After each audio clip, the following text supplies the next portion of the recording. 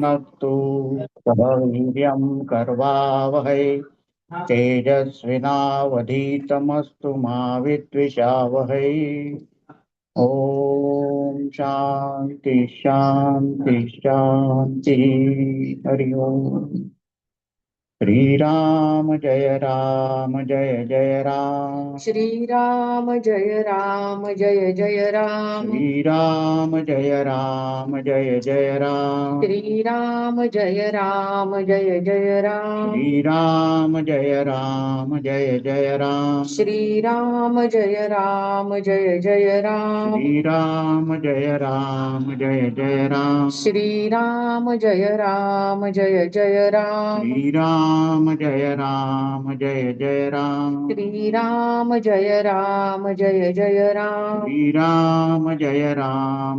जय राम। श्री राम जय राम श्री राम जय राम। श्री राम जय राम श्री राम जय राम। श्री राम जय राम श्री राम जय राम। श्री राम जय राम श्री राम जय राम। श्री राम जय राम श्री राम जय राम। श्री राम जय राम श्री राम जय राम। श्री राम जय श्री राम राम जय राम। श्री राम जय राम श्री राम जय राम। श्री राम जय राम श्री राम जय राम। श्री राम जय राम श्री राम जय राम। श्री राम जय श्री राम राम जय राम। श्री राम जय राम श्री राम जय राम। श्री राम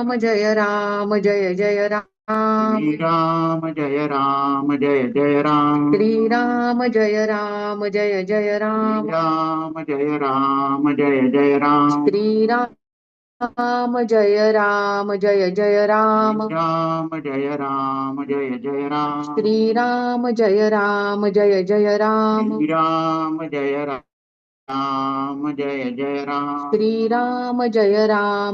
जय राम। श्री राम जय राम श्री राम जय राम। श्री राम जय राम श्री राम जय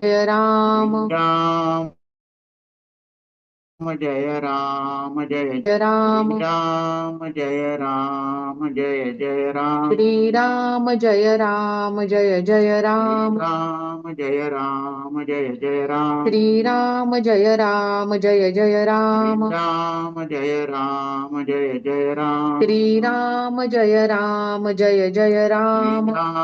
जय राम। श्री राम जय श्री राम राम जय राम। श्री राम जय श्री राम राम जय राम। श्री राम जय श्री राम राम जय राम।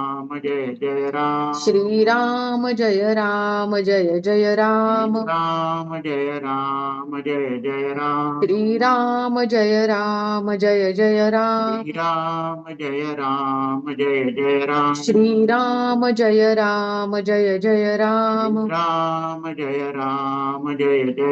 श्री राम जय श्री राम राम जय राम। श्री राम जय श्री राम राम जय राम। श्री राम जय श्री राम राम जय राम। श्री राम जय श्री राम राम जय राम। श्री राम जय श्री राम राम जय राम। श्री राम जय Shri Ram Ram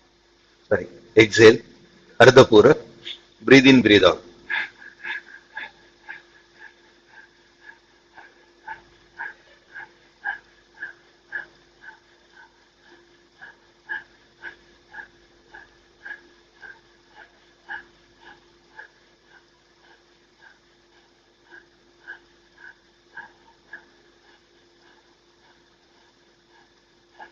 stop, exhale,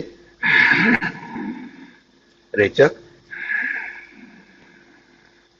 hold, बाह्यकुंभक, hold, 1 2 3 4 5 6 7 8 9 10. Breathe in, deep breathe in, पूरक, hold, अंतकुंभक, hold, 1 2 3. Slow breathe out, रेचक,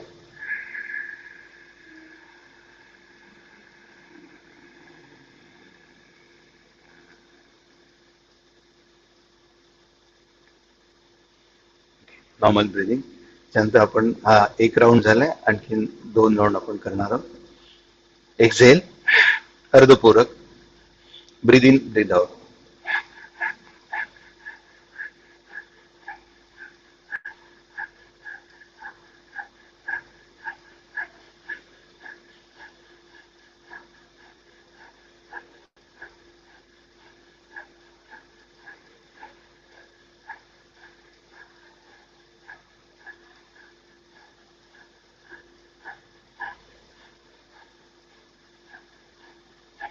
Stop, exhale,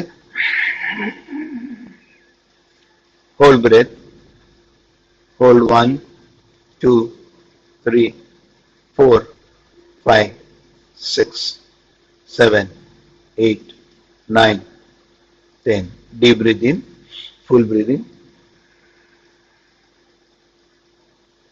hold breath, Antakumbhak, hold 1 2 3. Slow breathe out.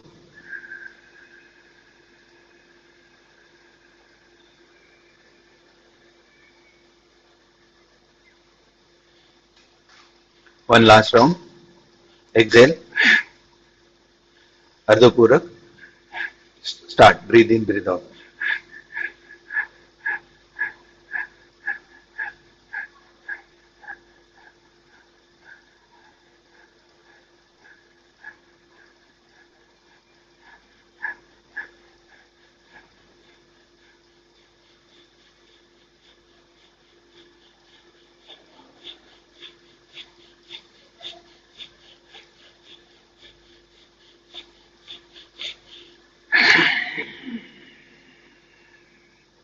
Exhale,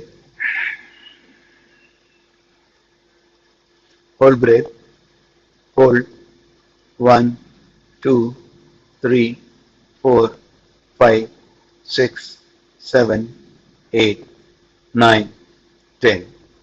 Deep breathe in, Purak, hold breath, Antakumbhak, hold 1 2 3. Slow breathe out, Rechak.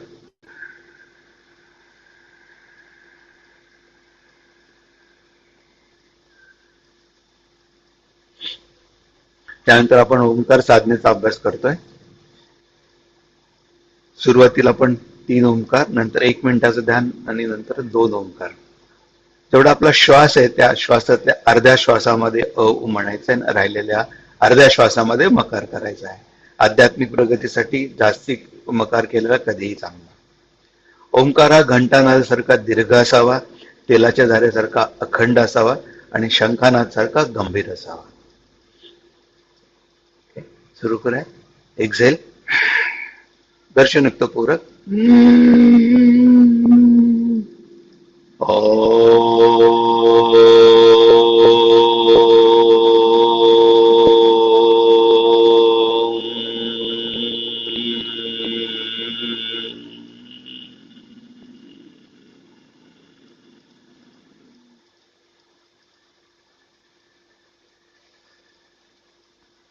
पूरक.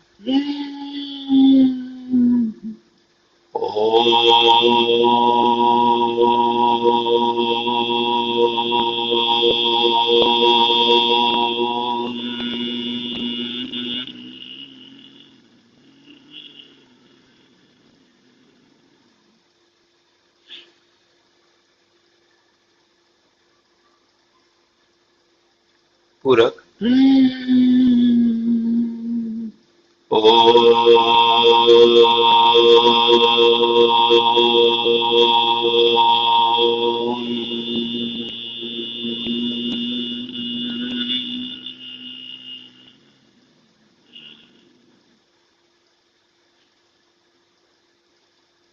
शांत शांत शांत. आपण जो ओंकारचा जो नाद केलेला आहे, ओंकारचा जो ध्वनी केलेला आहे, तो मनातल्या मनात आठवून साठवण्याचा प्रयत्न करा. छातीच्या मध्यामध्ये अनाहत चक्र आहे, तिथं अंगुष्ठ मात्र ज्योती बघण्याचा प्रयत्न करा. Try to visualize thumb size bright flame in chest area where Anahata chakra is situated. तिचं जर दिसत नसेल तर दोन भुवयाच्या मध्ये भ्रूमध्यमध्ये आज्ञा चक्र आहे, तिथं अंगुष्ठ मात्र ज्योती बघण्याचा प्रयत्न करा. Try to visualize thumb size bright flame in between eyebrows where आज्ञा चक्र is situated. बाहेरच्या वातावरणाला पूर्णपणे विसरून जा. जी ज्योती आपण बघण्याचा प्रयत्न करत आहोत ती आत्मस्वरूप आहे. आत्मस्वरूपाशी एकरूप होण्याचा प्रयत्न करूया.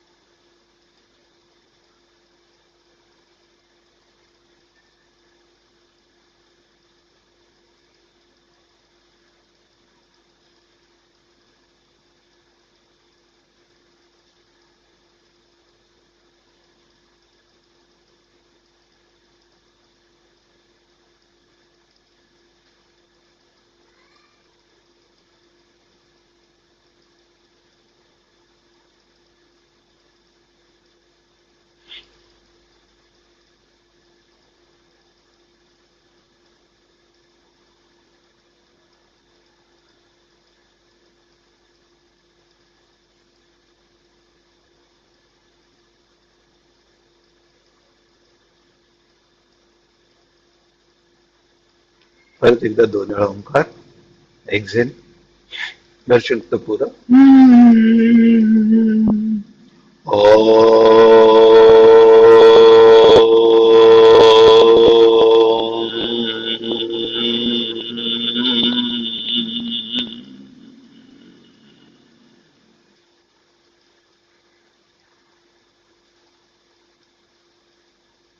पूरक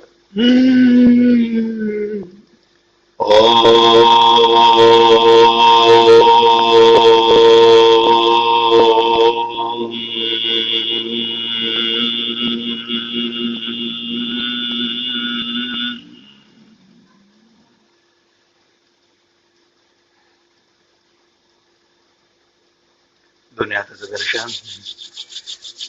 जी ऊर्जा आपण ओंकार साधना आणि प्राणायामाच्या अभ्यासातून मिळाली त्या ऊर्जेचं संचलन पूर्ण शरीरभर करूयात.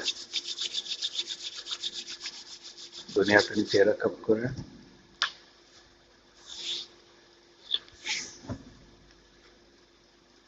हरिओम.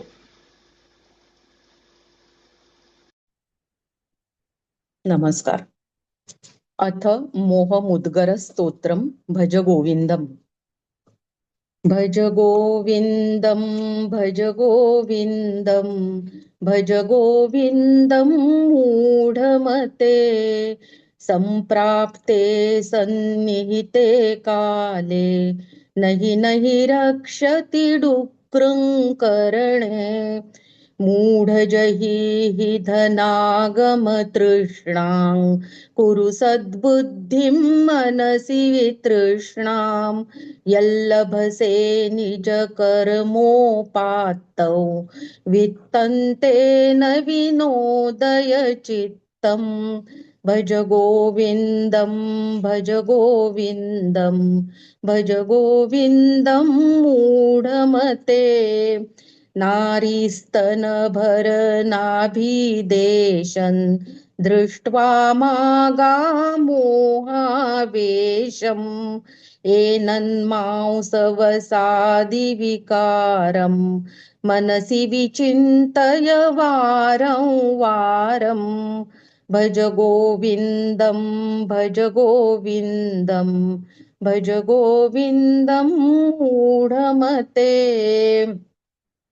नलिनी दलगत जलमति तरलन तद्वज्जीवितमतिशयचपलं विद्धि व्याध्यभिमानग्रस्तल् लोकं शोकातैः च समस्तं भज गोविन्दं भज गोविन्दं भज गोविन्दं मूढमते यावद्वित्तोपार्जनसक्तस्तावन्निज परिवारो रक्तः पश्चाज्जीवति जर्जर देहे वार्तां कोऽपि न पृच्छति गेहे भज गोविन्दं भज गोविन्दं भज गोविन्दं मूढमते यावत् पवनो निवसति देहे तावत् पृच्छति कुशलं गेहे गतवति वायौ देहापाये भार्या बिभ्यति तस्मिन् काये भज गोविन्दं भज गोविन्दं भज गोविन्दं मूढमते बालस्तावत् क्रीडासक्तस्तरुणस्तावत् तरुणीसक्तः वृद्धस्तावत् चिन्तासक्तः परमे ब्रह्मणि कोऽपि न सक्तः भज गोविन्दं भज गोविन्दं भज गोविन्दं मूढमते काते कान्ता कस्ते पुत्रः संसारोऽयमतीव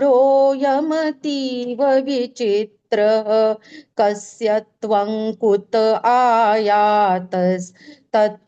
चिन्तय यदिदं भ्रान्तः भज गोविन्दं भज गोविन्दं भज गोविन्दं मूढमते सत्संगत्वे निस्संगत्वं निस्संगत्वे निर्मोहत्वं निर्मोहत्वे निश्चलितत्वं निश्चलितत्वे जीवनमुक्तिः भज गोविन्दं भज गोविन्दं भज गोविन्दं मूढमते वयसि गते कः कामविकारः शुष्के नीरे कः कासारः क्षीणे वित्ते कः परिवारो ज्ञाते तत्त्वे कः संसारः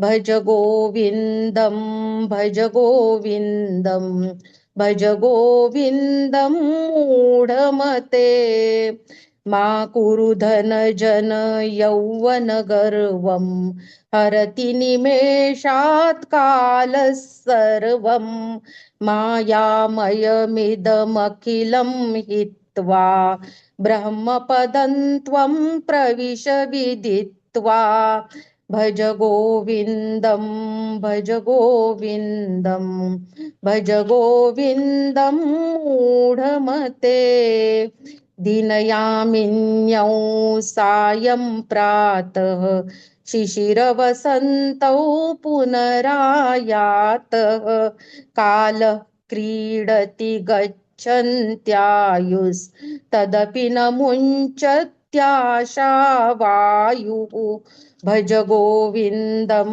भज गोविन्दं भज गोविन्दं मूढमते काते कान्ता धनगतचिन्ता वातुलकिन्तव नास्ति नियन्ता त्रिगतिसज्जनसङ्गतिरेका भवति भवार्णतरणे नौका भज गोविन्दं भज गोविन्दं भज गोविन्दं मूढमते जटिली मुंडी लुंचित केशः काषायाम्बर बहुकृत वेषः पश्यन्नपि न पश्यति मूढो युदरनिमित्तं बहुकृतवेषः भज गोविन्दं भज गोविन्दं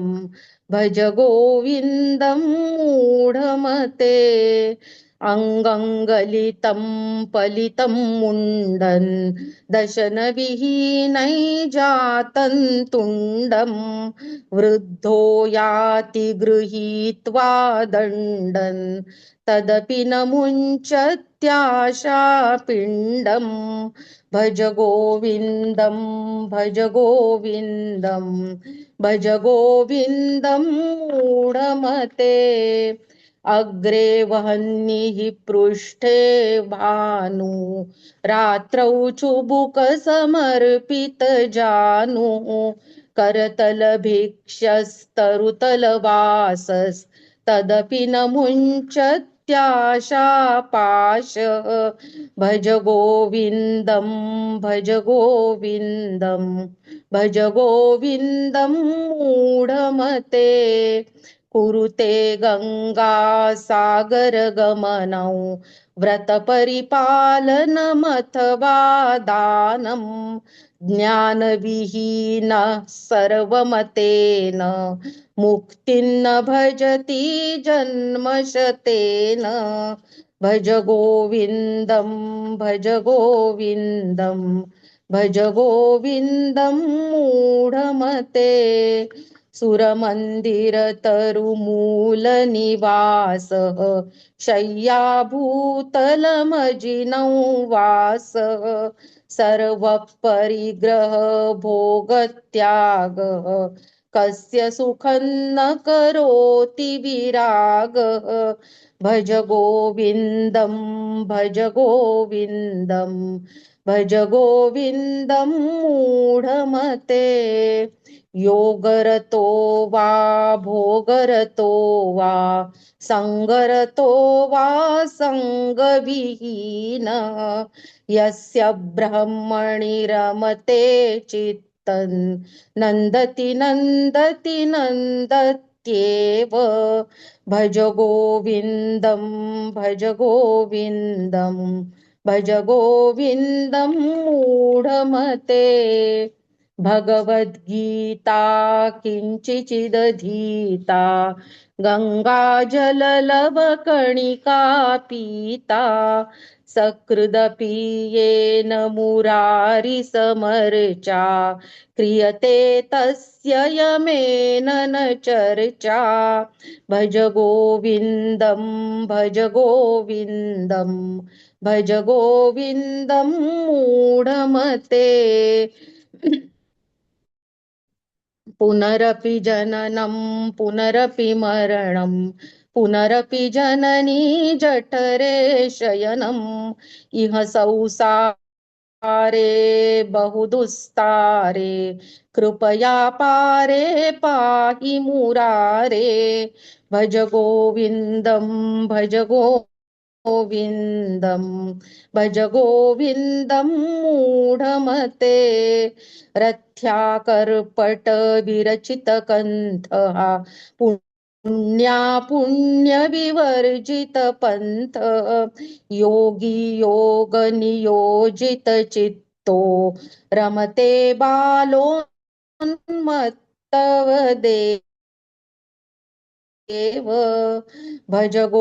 भज गोविन्दं मूढमते कस्त्वं कोऽहं कुत आयातः कामे जननी को मे तातः इति परिभावय सर्वमसारं विश्वं त्यक्त्वा स्वप्नविचारं भज गोविन्दं भज गोविन्दं भज गोविन्दं मूढमते त्वयि मयि चान्यत्रैको विष्णुर्व्यर्थं कुप्यसि मय्यसहिष्णुः सर्वस्मिन्नपि पश्यात्मानं सर्वत्रोत्सृजभेदाज्ञानं भज गोविन्दं भज गोविन्दं भज गोविन्दं मूढमते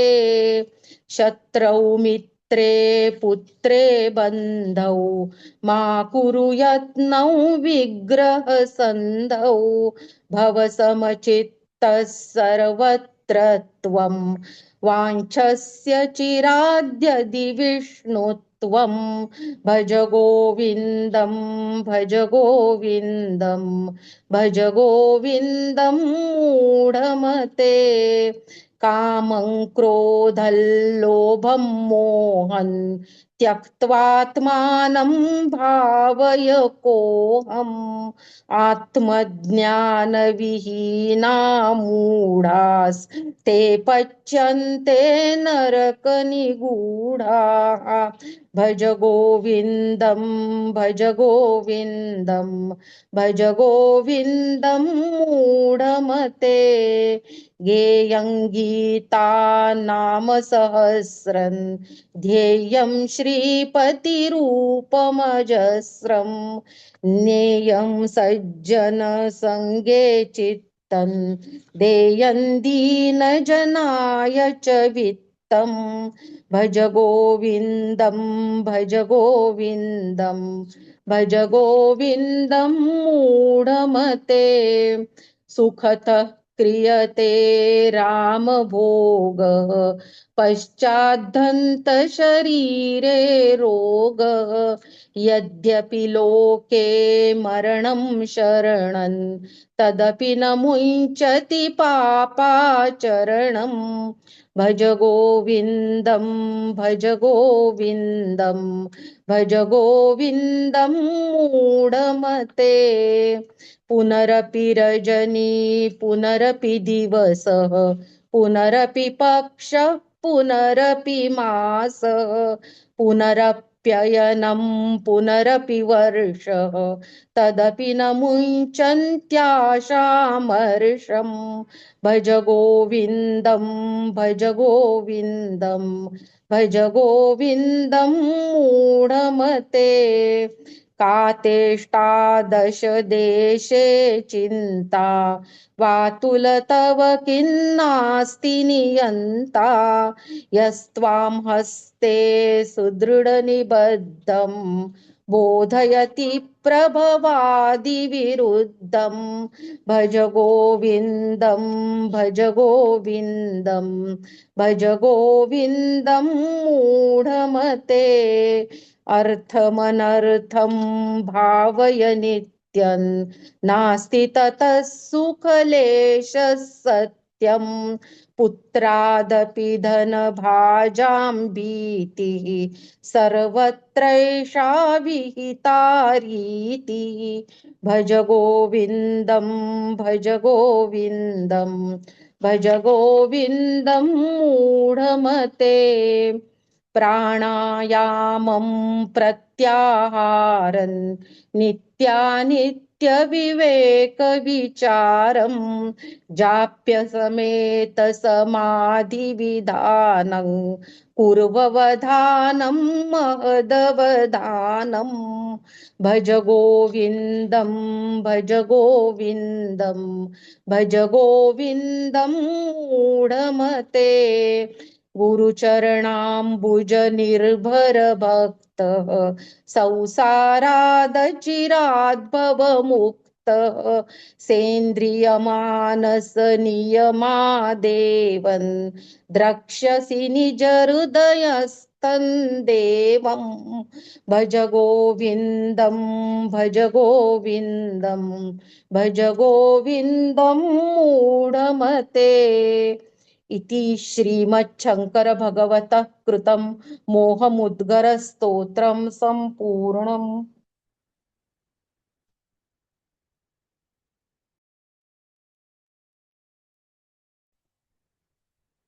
जय जय रघुवीर समर्थ सदाशिवसमारंभा शंकराचार्य मध्यमाम्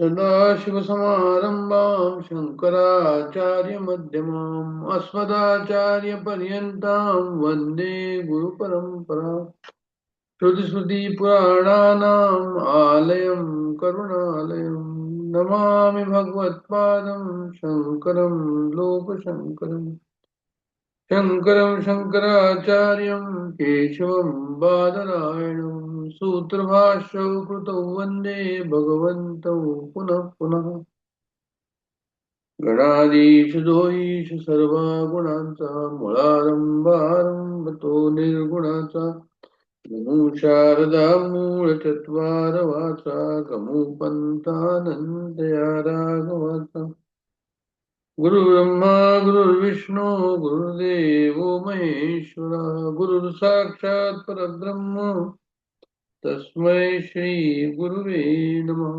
जय जय रघुवीर समर्थ. आपल्या सर्वांना नम्र अभिवादन.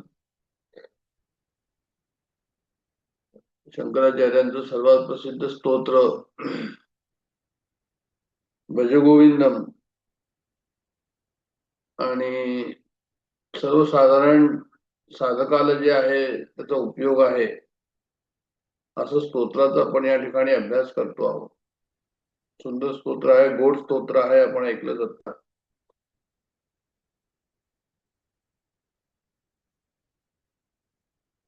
खरं म्हणजे ज्या रोजच्या आपल्या दैनंदिन जीवनामध्ये ज्या आपल्या प्रॉब्लेम्स आहे त्या प्रॉब्लेम्स या ठिकाणी त्यांनी जे आहे ते शंकराचार्यांनी इतक्या 2500 वर्षापूर्वी जे आहे ते उद्धृत केलेले आहे ते आजही तशाच आहे. हे एक तर विशेषता आहे. जसे प्रॉब्लेम त्यावेळेस होत्या पुष्कळशा प्रॉब्लेम तशा प्रकारचे आज पण आहे मानवाला, साधकाला. आणि म्हणून आपला इंटरेस्ट त्याच्यामध्ये जातो की अरे ह्या ज्या प्रॉब्लेम्स आहे आपल्यालाही आहे आणि याला कसा निराकरण करायचं असं त्यांनी त्या ठिकाणी सांगितलंय की त्याचं सॉल्युशन काय म्हणून. आणि हे सर्व पाहून म्हणजे आश्चर्य वाटतं, या गोष्टीचं आश्चर्य वाटतं की त्यांचा अभ्यास किती खोल होता. जरी ते संन्यासी होते तरी गृहस्थाश्रमामध्ये कोणकोणत्या प्रॉब्लेम्स होतात हे सुद्धा त्यांना जे आहे ते चांगल्या तरी माहिती होतं. हे याच्यावरनं कळतं आपल्याला. आणि आपल्याला सर्वांना गोष्ट माहितीच आहे की काशीमध्ये ते जात होते आणि एका 90 वर्षाच्या वृद्ध माणसाला त्यांनी पाहिलं की अरे हा तुझा आहे तो संस्कृतचं व्याकरण रटतोय, घोकतोय. आणि त्यावरून मग त्यांनी म्हटलं की अरे हे घोकून काय होईल तुझं. संप्राप्ते सन्निहित काले, यावेळेस हा जो काल आहे तुझा फार थोडा राहिलेला आहे. आणि नाही नाही रक्षते डुकरण करणे, म्हणजे असं की ते जे व्याकरणाचा डुकरण करणे हा जो भाग आहे, डुकरण डुकरण डुकरण जे काही असेल त्यावेळेस व्याकरणाचा तो घोकत असेल तो शब्द जो आहे तो तुझी रक्षा करणार नाही.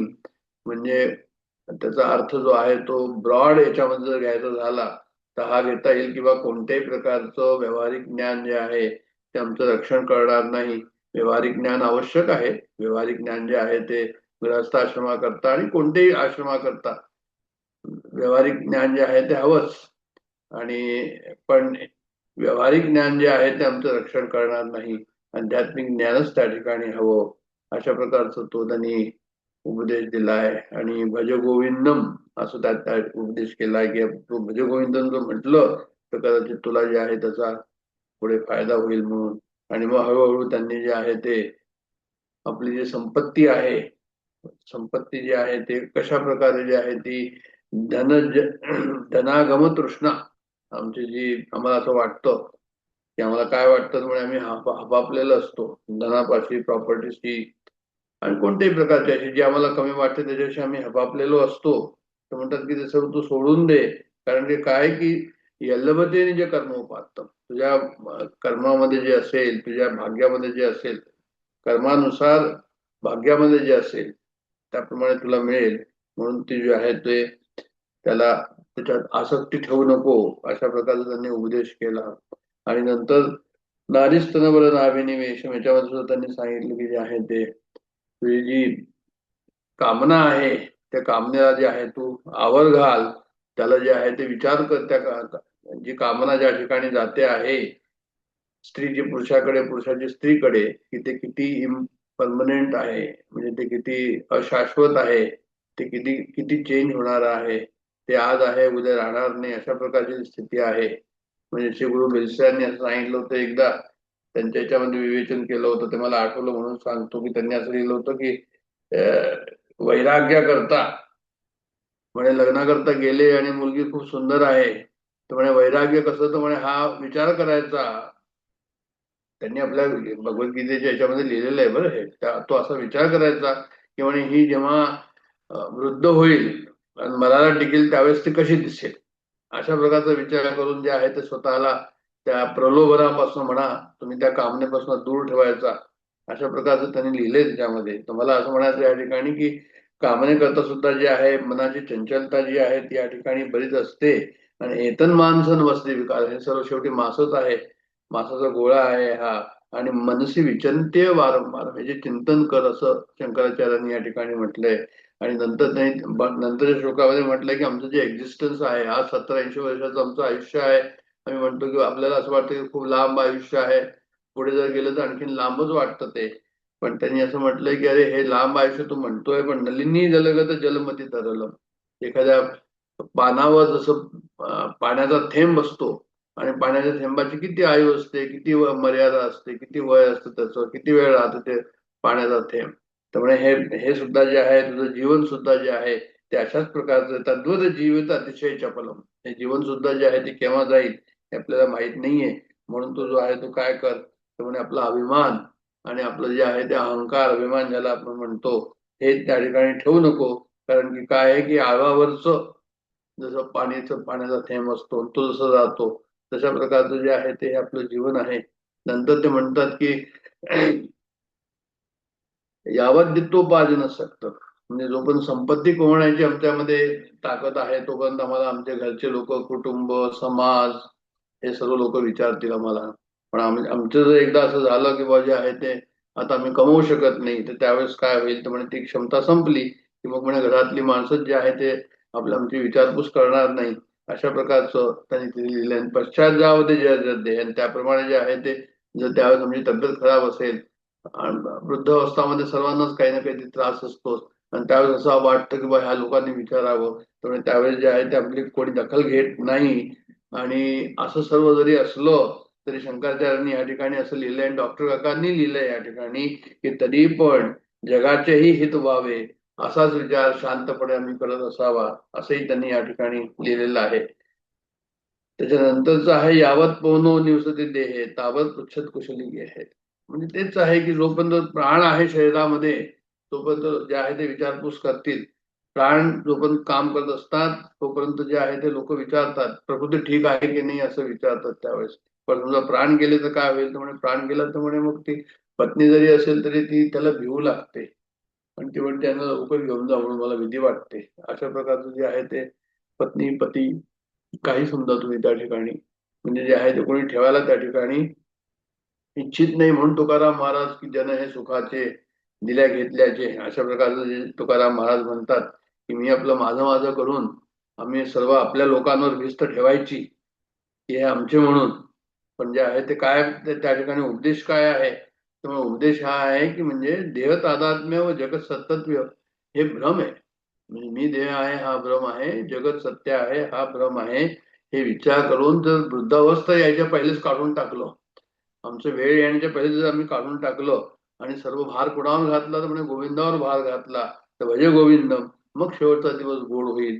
अशा प्रकारचं त्या श्लोकामध्ये आपण पाहिलं. आणि मग बालस्ताव क्रीडा सक्तस्तरुणताव तरुणी भक्त, म्हणजे ही बायोग्राफी आहे मनुष्य जीवनाची. तो लहान असतो, यवन असतो, नंतर तो म्हातारा होतो, आणि मग तो वृद्धस्थावर चिंतामग्न.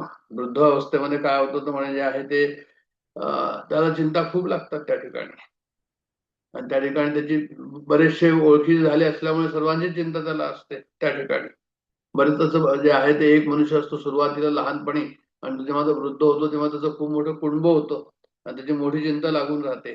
पण परब्रह्माविषयी जे आहे ते कोणालाच जिज्ञासा उत्पन्न होत नाही. परमे ब्रह्मणी कोपी न सकता असं म्हटलंय त्यांनी त्या ठिकाणी की नाही, म्हणजे जे आहे ते परब्रह्म विषयी जे आहे ते आम्हाला त्याचं चिंतन करून परब्रह्माला जर आपलंसं करून घेतलं ना, आपलंसं करून घेतलं म्हणजे आपण अहम ब्रह्मास्मी हा बोध त्या ठिकाणी झाला, तर काय होईल तर म्हणजे आम्हाला जे आहे ते कळेल की बाबा आमच्या सर्व चिंता ज्या आहेत त्यामुळे दूर होतील. म्हणजे काय की शेवटी हे सर्वच असं करतात, म्हणजे सर्वच आपलं आपलं म्हणतात आणि त्याच्यानंतर जे आहे घट्ट पकडून बसतात आणि चिंता करतात, आणि शेवटी त्याच्यामध्येच त्यांचा मृत्यू होतो. पण डॉक्टर काकांनी असं लिहिलंय की फक्त मेलेले मासेच प्रवाहाबरोबर वाहत जातात, अशी इंग्रजीत म्हण आहे असं ते म्हणतात त्या ठिकाणी. तर म्हणून आम्ही कोण आहो, मी कोण आहे, कुठे जाणार, काय माझं कसं होणार, खरा मी कोण, हे सर्व असा विचार करणं जे आहे ते असं कमी लोक असतात. पण आचार्य असं म्हणतात की जन्माद्यसी येतः, म्हणजे ब्रह्मसूत्रामध्ये जसं लिहिलेलं आहे की जीवन प्रवाहाचं मूळ काय आहे, जीवन प्रवाहाचं मूळ जे आहे ते पाहणं अत्यंत आवश्यक आहे. आणि काते कांता कसते पुत्र, म्हणजे आता आपण म्हणतो की आमचं कुटुंब आहे, कुटुंब काय, पती आहे, पत्नी आहे, एक मुलगा एक मुलगी, अशा प्रकारचं आजकाल आयडियल कुटुंब म्हणून म्हटलं जातं. किंवा असंही म्हटलं जातं की हे झालं की झालं बा, आता आमची गृहस्थाश्रमाची कुटुंबाची जिम्मेदारी जी आहे किती वाढवायचं, ती जिम्मेदारी जवळजवळ पूर्ण झालेली आहे असं आपण धरून चालतो. पण हा संसार कसा आहे तर म्हणजे हा विलक्षण आहे, हा अनाकलनीय आहे, हा अनिश्चित आहे.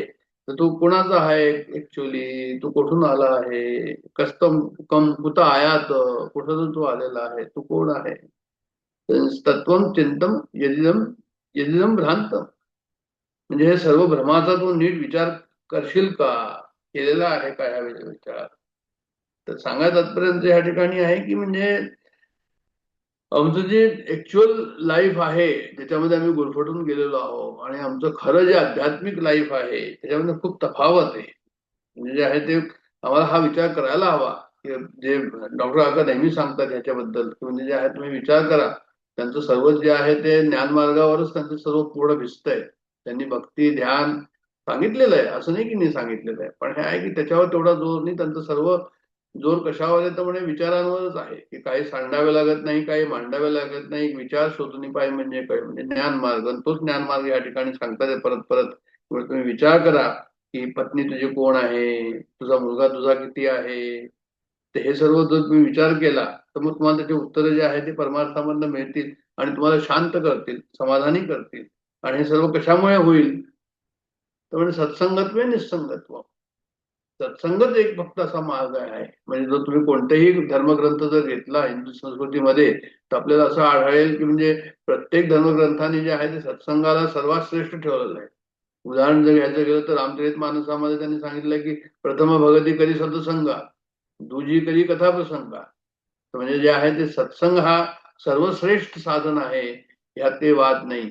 म्हणजे अनुभवानंदजी मध्ये आले होते तर ते म्हणत होते की मी सकाळी 1 तास आणि संध्याकाळी 1 तास कमीत कमी एवढं तरी तुमचं सत्संग असला पाहिजे रोजच्या याच्यामध्ये.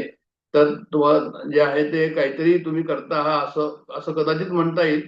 पण तरी पण म्हणजे सत्संग असणं जे आहे ते जरुरी आहे, हेच त्याचं त्यांनी सांगितलं. सत्संगाने काय होतं तर म्हणे आम्हाला सध्याशी आम्ही जे गुरफटलेलो आहोत की मला सिनेमा हवा, मला नाटक हवं, मला टूर कुठेतरी जायला हवं, हॉलिडेज हवे मला, अमक्या ठिकाणी जायचं, इतर ठिकाणी जायचं, काही पण म्हणजे जे ज्याला आम्ही त्याच्यामध्ये खरं म्हणजे आम्हाला वाटतं अपार्ट फ्रॉम रिस्पॉन्सिबिलिटी काही असते ते वेगळं, पण रिस्पॉन्सिबिलिटी पेक्षा सुद्धा आम्ही काही ठिकाणी गुरफटलेलो असतो. तर सत्संगत्व निसंगत्व ते जे आहे डिटेचमेंट त्या ठिकाणी होतं. आणि डिटेचमेंट झाल्यामुळे काय होतं की निसंगत्व निर्मोहितत्व. म्हणजे त्या ठिकाणी आम्हाला एक निर्मोह, म्हणजे त्यांनी मोह म्हणजे डिल्युजन सांगितलेलं आहे. डिल्युजन म्हणजे काय की जसं आहे तसं ते नाहीये. जसं उदाहरण जर द्यायचं झालं तर आपण जसं मृगजळ पाहतो तर आम्हाला माहिती आहे की ते मृगजळ नाहीये, म्हणजे ते मोह आमचं नाहीये. मग आणि आम्हाला जर असं असेल की पाण्याची आम्हाला आवश्यकता आहे, असं दुरून दिसलं की पाणी आहे, आणि असं जर वाटत असेल की नाही बा हे खरं पाणी होऊ शकतं, मग खरं पाणी होऊ शकतं असं वाटत असेल तर तिथे मोह येईल. पण जेव्हा असं कळेल की नाही बा इथे हे खरं पाणी नाहीये, हे दिसतं ते नुसतं, तर मोह नाही राहणार त्या ठिकाणी. तर आता जगाबद्दल सुद्धा असंच आहे. जगत सत्यत्व भ्रांती ज्याला आपण म्हणतो, जग सुद्धा हे सत्य आहे आम्हाला असं वाटतं. पण जेव्हा असं कळेल हे सर्व ग्रंथ वाचून डॉक्टर काकांचे आम्ही जे आहे ते त्यांची संगत करून आम्हाला जेव्हा असं भास येईल की नाही बा हे सर्व जे आहे ते खरं नाहीये. आता कोणी असं म्हणाल की डॉक्टर काकांची संगत म्हणजे आता ते त्या ठिकाणीच एक प्रकारे आपल्या घरी आहे, ते आपण त्यांना तिथे अडकलेले म्हणूया, असं म्हणू अडकलेले का की म्हणे तिथे येऊ शकत नाही बाहेर, इकडे तिकडे शिष्यांच्या ठिकाणी जाऊ शकत नाही. पण ते गेले, बरेच वर्षानुवर्ष गेले. पण मग आता सत्संग होईल का असं नाही. म्हणजे त्यांचे सत्संग म्हणजे असा होईल की तुम्ही तिथे जाऊ जाऊ शकता, त्या ठिकाणी जाऊन त्यांना भेटणं, त्यांच्याशी गोष्टी करणं, त्यांची पूजा करण्यासारखंच आहे. आणि दुसरं असं की त्यांनी जो उपदेश दिलेला आहे आणि त्यांनी जे मार्गदर्शकही ठेवलेले आहे त्यांच्याशी आपण जे आहे कॉन्टॅक्ट करून आणि आपलं जे आहे ते काय करू शकतो तर म्हणे सत्संग करू शकतो. आणि अशा सत्संगामध्ये जे आहे डिटेचमेंट होईल. डिटेचमेंट झालं की भ्रम जाईल. भ्रम जाईल म्हणजे मी देह आहे हे जाईल. आणि जग सत्य आहे हे जाईल, याला ते निर्मोहत्व म्हणतात. म्हणजे मोह काय, म्हणजे मोह म्हणजे आम्हाला असं वाटतं की आम्हाला हे आहे आमचे, का की त्याचं जे आहे ते सत्यत्व आम्हाला सत्यत्वच वाटतं. जगत हे सत्यच वाटतं ना, आणि आम्ही ना आमचं सर्व आसपासचं सर्व सत्यच वाटतं. मग निर्मोहत्व निश्चल तत्व. मग जे आहे ते मोह गेला की मग काय होईल तर म्हणजे जे आहे तुम्हाला तुम्ही स्वरूपाच्या जवळ जाल. म्हणजे जितकं तुमचं आसक्ती कमी होईल, जितकं डिटेचमेंट त्या ठिकाणी वाढेल आणि जितका मोह कमी होईल, तितकं आपण जे आहे स्वरूपाच्या जवळ जाऊ आणि निश्चलित तत्वे जीवन मुक्ती. त्याच तोच जो एक मार्ग आहे पुढे जाऊन मुक्त होण्याचा, असं त्यांनी या ठिकाणी सांगितलेलं आहे. आणि वयस्सिकते एक कामविकार शुष्क निरे कक्का सारा, म्हणजे असं वृद्धावस्थेमध्ये काय होतात तर म्हणजे काम विचार जे आहे ते कमी होतात. हे विकार जे आहे कामाचे विकार वृद्धावस्थामध्ये कमी होतात. उदाहरण त्यांनी दिलेलं आहे की तुमचा एखादा तलाव आहे आणि तलावामध्ये जर पाणी नसेल तर शुष्की निरे कक्का सारा, म्हणजे मग जे आहे ते पाणी आटून गेल्यावर तलाव या शब्दाला काही अर्थ राहतो का, असं त्यांनी म्हटलंय त्या ठिकाणी. आणि क्षीणे वित्ते क परिवार, म्हणजे तसंच संपत्ती जर परिवाराकडे नसेल तर मग काय होईल त्या परिवारावर, तो परिवार टिकून राहणार नाही. संपत्ती नसेल त्या ठिकाणी. तर ज्ञाते तत्वे क संसारात, जसं तलावामध्ये पाणी नसल्यावर तलाव त्याला म्हणता येणार नाही, तसंच ज्ञान जर झालं तर ज्ञान झाल्यानंतर त्या ज्ञानी ब्रह्मज्ञानी मनुष्याला संसाराकडून राहील. मग ते म्हणतात की संसार त्याला नाहीच एक प्रकारे, असं म्हणूया आपण. ब्रह्मज्ञान झाल्यानंतर ज्याला तर सर्वदूर परब्रह्म जर असं भासतं आहे की वासुदेव सर्वमिती, अशा प्रकारचा अनुभव जर त्याला आहे, ब्रह्मज्ञानी झालेला आहे तो, तर मग ब्रह्मसत्यम जगन मिथ्या अशा प्रकारचा जो अनुभव त्याला झालेला आहे, तर काय होईल तर म्हणजे मग कच संसार का हा संसार, असं म्हणूया आपण त्याला, की ब्रह्मज्ञान झाल्यावर संसार कुठेसा उरतो, असं त्यांनी म्हटलं या ठिकाणी. तर जसं हे आहे की आत्मसुखाचा पूर्ण जर अनुभव आला असेल तर मग बाकीचे संसाराचे सुख जे आहे ते काय, की त्याचा काही अर्थ राहणार नाही. आत्मा एकमेव भेदशून्य अशा प्रकारचा असल्यामुळे मी निर्भय असतो, मी आत्मा आहे असं कळलं की मी निर्भय होईल आणि हा अनुभव येईल. हा अनुभव आल्याशिवाय पुढे असं जे आहे ते तसं होणार नाही. मग संपत्ती असेल नसेल, मी व माझे हा भ्रम नाहीसा झाल्याने काय होईल तर म्हणजे मी जे आहे ते पूर्ण आनंदामध्ये राहीन आणि कोणत्याही प्रकारची खंत मनाला स्पर्शही करू देणार नाही. ऋणे वित्ते कप परिवार हो ज्ञाते तत्वे क संसार, ज्ञाताला जे आहे संसार आहे पुढे ब्रह्मज्ञानी पुरुषाला. मग पुढे म्हणतात की ब्रह्मज्ञानाने संसार बाधित होतो हे आपल्याला सर्वांना माहिती आहे. महाकुरु धनजन यौवन गर्भ हरती निमेषात कालम सर्व. तर धन जन आणि यौवन हे तीन त्यांनी सांगितलेले या ठिकाणी. म्हणजे संपत्ती आहे आणि त्याला आपण म्हणतो वित्तेषणा, आणि जन म्हणजे लोकेशणा, आणि यौवन गर्भ म्हणजे आम्हाला तारुण्य असल्यानंतर आम्हाला तारुण्याचा अभिमान असतो की आम्ही सुंदर दिसतो या ठिकाणी, आमच्याकडे पूर्ण बळ आहे, काही पण करायला आम्ही तयार असतो. एकदम जे आहे ते सर्व असं वाटतं की सर्वच एकदम सुंदर चांगलं आणि एन्जॉयबल असं वाटतं आपल्याला त्या त्या एज मध्ये.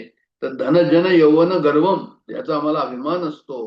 धन जर असेल, संपत्ती असेल, वित्तेषणा, तर असं वाटतं की आणखीन यावं त्या ठिकाणी.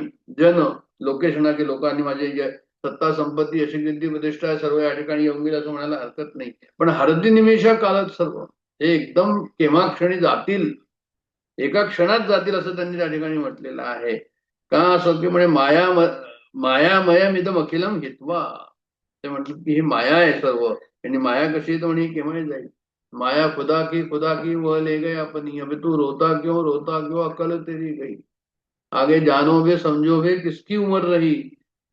तर सांगायचं तात्पर्य असं की मी कोण हे टिकलेलं आहे असं सर्वच संत या ठिकाणी सांगतात.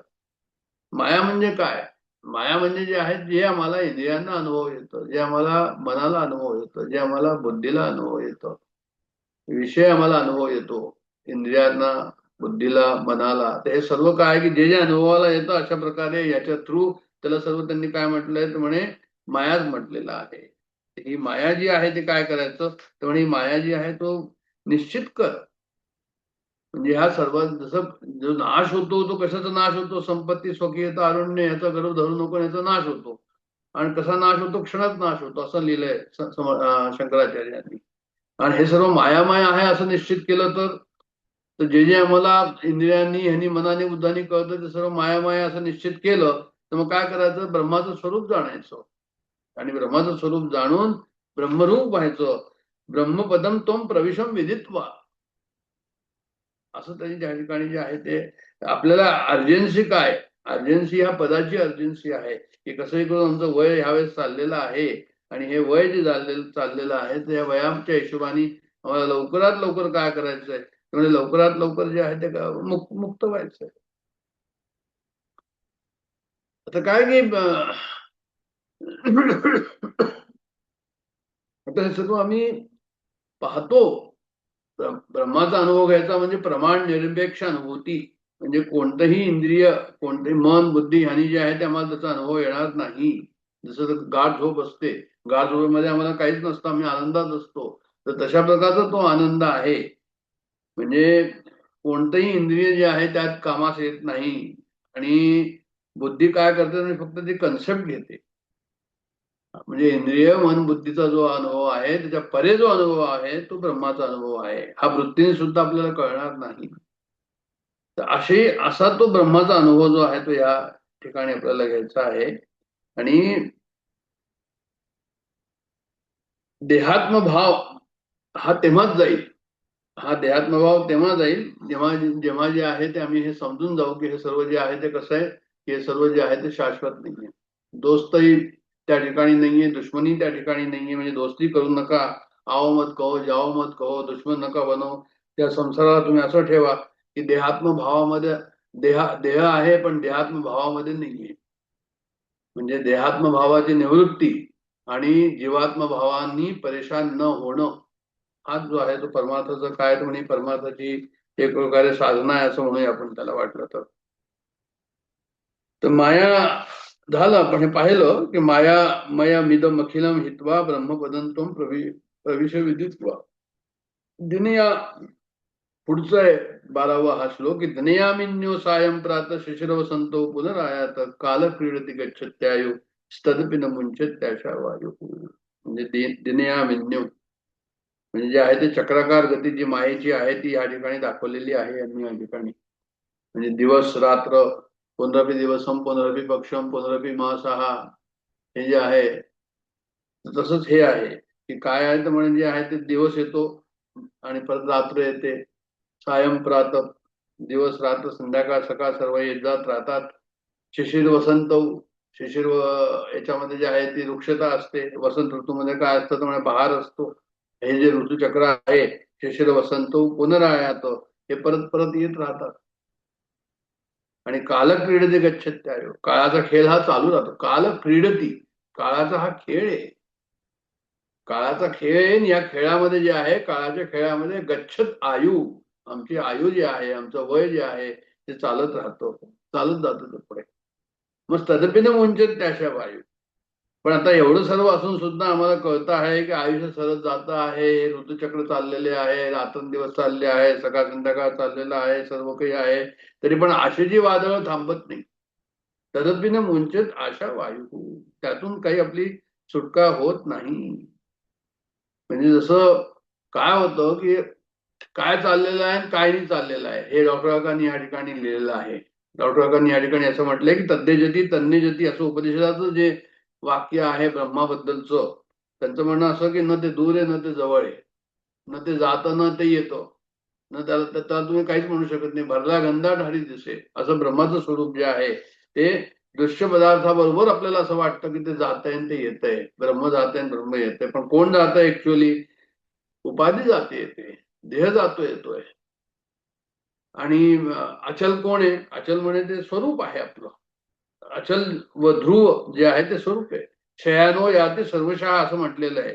म्हणजे स्वरूपात स्वस्थ असून तुम्ही त्याचं उपाधीच्या रूपाने इकडे तिकडे जात राहा किंवा झाल्यासारखे वाटतात, हे लक्षात घ्यायचं या ठिकाणी. म्हणजे असं जर आम्ही लक्षात ठेवलं याला की ब्रह्म जे आहे ते कसं आहे सर्वदूर भरलेलं आहे आणि उपाधी जी आहे ती इकडे तिकडे जात येत आहे. म्हणून या उपाधी कशा आहेत? म्हणून उपाधी शाश्वत नाहीये. मग उपाधीचे जर शाश्वत नाहीये तर त्याच्या आम्ही किती मोहात पडायचो, किती त्याच्यामध्ये गुंतून राहायचो, असा प्रश्न त्या ठिकाणी येतो. आणि हे लक्षात घ्यायचं की मी स्वरूप आहे आणि मी उपाधी नाही, हे आपल्याला त्या ठिकाणी जे आहे ते जो हे अज्ञान आहे किंवा हे जे विसरलेलो आहे, हा विसर जो आहे तो श्रवण करून त्याचं मनन करून आणि त्याचं निधिध्यासन करायचं की बा मी कोण आहे म्हणून त्याचं जे आहे ते चिंतन करायचं त्या ठिकाणी. तर अशा प्रकारची स्वतः ते होण्याची क्षमता माणसाजवळ आहे असं ते म्हणतात या ठिकाणी. म्हणजे प्राण्यांमध्ये हे नाहीये, पण माणसांमध्ये ही क्षमता आहे की ते स्वतः त्याप्रमाणे होऊ शकतात की हु एम आय म्हणून. आणि त्याचं उत्तर जे येतं की अहम ब्रह्मास्मी, त्याचा विचार करून आणि त्याची आठवण करून त्याच्यावर निधिध्यासन करून त्याच्याबद्दलच्या शंका दूर करून असंशय ज्याला आपण म्हणतो की संशय काही न उरता जे तत्व राहतं त्या ठिकाणी, त्या तत्वाचा आम्हाला जो आहे तो काय अनुभव येतो. तर हा अनुभव माणसाजवळ आहे. मी आत्मरूपाने स्वस्थ असून देहाला जन्म आहे, तारुण्य आहे, नंतर वृद्धता आहे, मृत्यू आहे. मी आनंद रूप आहे, पण सुख आणि दुःख कुणाला आहे तर म्हणजे सुख दुःख हे मनाचे धर्म आहे. मी एकमेव आहे, पण देह आणि जगत कसं आहे म्हणजे हे अपार आहे, पुष्कळशी आहे, नाना आहे. आणि देह जगत कसं आहे तर म्हणजे हे ब्रह्मरूप आहे. सुख हेच माझं स्वरूप आहे. मग माझं जर स्वरूप सुख असेल तर मी तृप्त आहे, आणि मी जर तृप्त आहे तर मी मुंजित त्याशा वायू. यांनी या ठिकाणी जे आहे ते असा शब्दप्रयोग केलेला आहे की आशेला वायूची उपमा दिलेली या ठिकाणी. आशेला वायूची उपमा दिलेली या ठिकाणी. आणि असं सांगितलंय की बाबा जर चंचलता आहे त्याच्यामध्ये, पण जर मी जर असं असेन की तृप्त असेन तर मग ती चंचलता कुठे राहील. मी जर तृप्त असेन तर मी कोणाकरता मी डोळे लावून बसेन, मी पुढे जाईन त्या ठिकाणी कशासाठी डोळे लावेन. देहादी प्रपंचाकडे मायेचा खेळ म्हणून त्रयस्थपणाने मला पाहत राहायचं आहे. सुखदुःखे सम्यकृत्वाला हवा लाभो जेव्हा जेव. तर असं जर माझी स्थिती आहे की मी खरा कोण आणि उपाधीवर सर्व चाललेलं आहे, आणि मग त्याप्रमाणे जर आम्ही त्याला फॉलो केलं तर मग असं जर फॉलो केलं तर मग जे आहे ते काय होईल तर म्हणजे जे आहे ते आपल्याला ती तृप्ती त्या ठिकाणी येईल, शांतता त्या ठिकाणी येईल, समाधान त्या ठिकाणी येईल. आणि अक्षय सुख शांती समाधान ज्याला आपण म्हणतो, मग हे केव्हाही होऊ शकतं. म्हणजे जे आहे ते ब्रह्मचर्य असो, गृहस्थाश्रम असो, वानप्रस्थाश्रम असो, संन्यासाश्रम असो, कोणतेही असो, कोणत्याही याच्यामध्ये जो आहे तो मानव प्राणी आहे, बुद्धी आहे त्याला, तर त्याला जे आहे ते येऊ शकतं. आणि गच्छते आयु असं लिहिलेलं आहे की आयु तुमची चाललेली आहे, काल क्रीडा करतो आहे. तर या ठिकाणी काय करायचं म्हणजे तुम्ही डोंट वेस्ट टाइम असं त्यांनी म्हटलंय त्या ठिकाणी. कारण की शेवटी काय आहे की आमचं आम्हालाच पाहायचं आहे की आमचं आम्हाला जे आहे ते म्हणजे आमची साधना कशी चाललेली आहे, आमचं आम्हालाच त्या ठिकाणी जे आहे ते कळेल, दुसरं त्याला नाही कोणी करू शकत. तर पुढे आणखीन आहे पुढचं, काते कांता धनगत चिंता वातुलकी तव नास्ति नियंता त्रिजगती सज्जन संगती रेखा भवती भवार्णव तरणव नौका. काते कांता, तुझी पत्नी तुझ्या शाश्वतासाठी काय करील. धनगत चिंता, की ती फक्त संपत्तीची चिंता करत राहील, तुला ती कुठे नेऊन सोडेल. वातुल की तव नास्ति नियंता. वातामध्ये वातुल म्हणजे एखाद्याला वात झालेला आहे आणि बडबड करतो, त्याला ते वातुल म्हणतात. हेल्युसिनेशन्स, काहीतरी बडबड चाललेली आहे. वातुल की तव नास्ति नियंता म्हणजे वायूप्रमाणे चंचल असलेला ग्रहस्था, तुला कोणीच जे आहे ती नियंता कोणी आहे की नाही. तो आपली बडबड करतो आहे, ही चिंता करतोय, ती चिंता करतोय, बायकोची चिंता करतोय, धनाची चिंता करतो आहे. चिंता म्हणजे काय तर म्हणजे चिंता म्हणजे जे आहे ते चिता काय करते तर म्हणजे मुर्दे को जलाती, चिंता काय करते तर म्हणजे जिंदे को जलाती. तर तशा प्रकारचं चिंतेचं स्वरूप जे आहे हे आम्हाला खाऊन टाकतं आम्हाला, आणि आम्हाला एकदम जे आहे ते परेशानीने टाकून देतो. त्याच्याबद्दल त्यांनी लिहिलं या ठिकाणी की अरे नियंता आहे की नाही, नास्ति नियंता. इथे कोणी सुप्रीम लॉर्ड आहे की नाही. जर सुप्रीम लॉर्ड असेल तर त्याची चिंता, हे त्याचं चिंतन कर की तो आहे त्या ठिकाणी, तो पाहून येईल. आणि हे केव्हा होईल तर म्हणजे हे सत्संगामध्ये आल्यावरती. त्रिजगती सज्जन संगती रेखा, तिन्ही जगामध्ये जे आहे ते काय आहे की म्हणजे सज्जन संगती तुला मिळेल. म्हणजे सज्जनांची संगती हाच एक नौका आहे. भवती भवार्णव तरणव नौका. भवसागर पार करायचा आहे. सागर कृष्णाने पार करतात म्हणजे नौकेने पार करतात. मग इथे भवसागर आहे, संसार सागर आहे. मग संसार सागरामध्ये नौका कोणती? तर म्हणे सज्जन संगती ही नौका आहे, सज्जनांची संगती. मग ही एकच नौका आहे, दुसरी नौका त्या ठिकाणी नाही. आणि हीच नौका तुला जी आहे ते काय करेल, तर म्हणे भवसागरामधनं ही पार करून तुला घेऊन जाईल. म्हणजे काय होतं या ठिकाणी की म्हणजे आम्हाला जे आहे ते व्यवहारामध्ये आणि देहजीवनामध्ये जे आहे ते सर्वांशी संबंध येतो. आणि त्याच्यामुळे आम्हाला असं वाटतं की नाही, हे जे आहे आम्ही त्यांना पाहतोय आज, ते आम्हाला पाहतील. आज आम्ही त्यांना मदत करतोय, ते आम्हाला उद्या मदत करतील. पण हे सर्व काय ते म्हणतात की हे सर्व व्यवहार जे आहे ही शाश्वत नाहीये. हे अशाश्वत असल्यामुळे कोण केव्हा काय होईल, मागे पुढे होईल, हे सर्व प्रारब्धाधीन आहे. म्हणून संपत्तीचा सुखरूप होण्यासाठी प्रत्यक्ष उपयोग नाही, रिलेशन्सचा सुखरूप होण्यासाठी प्रत्यक्ष उपयोग नाही. म्हणून प्रत्येक गोष्ट जसं मूल्य असेल आणि जशा मर्यादा असतात त्याप्रमाणे त्याचं भान ठेवायला हवं आपल्याला. म्हणजे ते असं नाही म्हणत की तुम्ही संबंध तोडा, पण ते म्हणतात की भान ठेवा की यथार्थ काय आहे, वस्तुस्थिती काय आहे, असं ते म्हणतात. म्हणजे सामान्य माणूस म्हणून काय म्हणतो, इकडे तिकडे भटकत राहतो, आरोग्य करता भटकत राहतो, व्यवसाय करता भटकत राहतो, नोकरी करता भटकत राहतो, मुलं व्यवहार या सर्वच त्याला जे आहे ते काहीतरी सर्व त्याच्याकरता मेहनत करावी लागले. मग हे सर्व जीवन जे आहे असंच वाऱ्याप्रमाणे जे आहे ते निघून जातं पुढे, ते म्हणतात भरगटच राहतो हा. मग अशीच व्यवस्था आहे का? तर म्हणे नाही, ईश्वराच्या ह्या जगताचा जो ईश्वर आहे त्याचा काहीतरी शास्त्र आहे.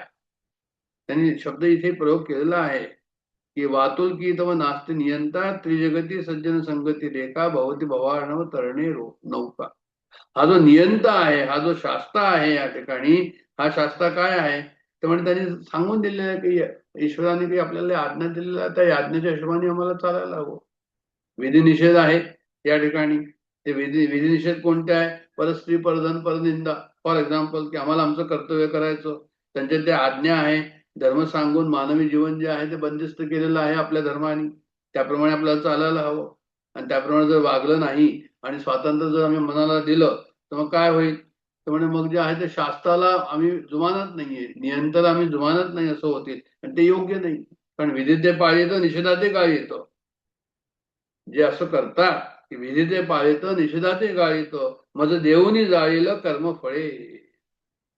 तुम्ही जर त्याप्रमाणे सर्व जे आहे ते बरोबर करत राहा तर त्याप्रमाणे तुम्हाला जे आहे ते पुढचे कर्म असं मिळेल.